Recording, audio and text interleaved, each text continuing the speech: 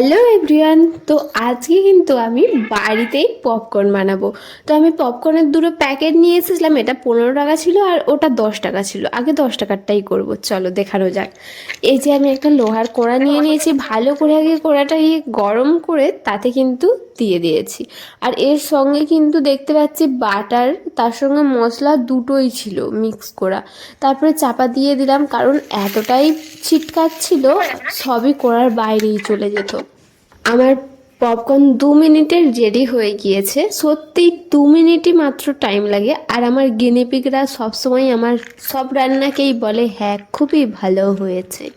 আর এটা 15 টাকার প্যাকেট, তার সঙ্গে একই সেম একটা প্যাকেট ছিল, খালি ফ্লেভার আলাদা ছিল, মশলাটা আলাদা করে তার প্যাকেট করা ছিল। আমি আর ভাই এখানে ওয়েট করছি, আর খুলে দেখি না আমার পপকর্ন পুড়ে গিয়েছে। কী করব, একটু মনটা খারাপ হয়ে গেল। তারপরে কালো কালো পপকর্নগুলোকে ফেলে দিলাম, ফেলে দিয়ে তাইতে মশলা ছড়িয়ে আমার গিনিপিগ একটাকে খাইয়ে দিলাম। কিন্তু এইগুলো আমরা বাড়িতে নিয়ে এসে প্রায় খাই, এইগুলোই বেশি ভালো লাগে বাজারের যে পপকর্নের থেকে। তার জন্য তোমরাও একবার ট্রাই করে দেখো এরকম প্যাকেট। তো আমি আমার এখন ভাইকে ট্রাই করাবো। এই জিনিসগুলো খুবই ভালো খেতে।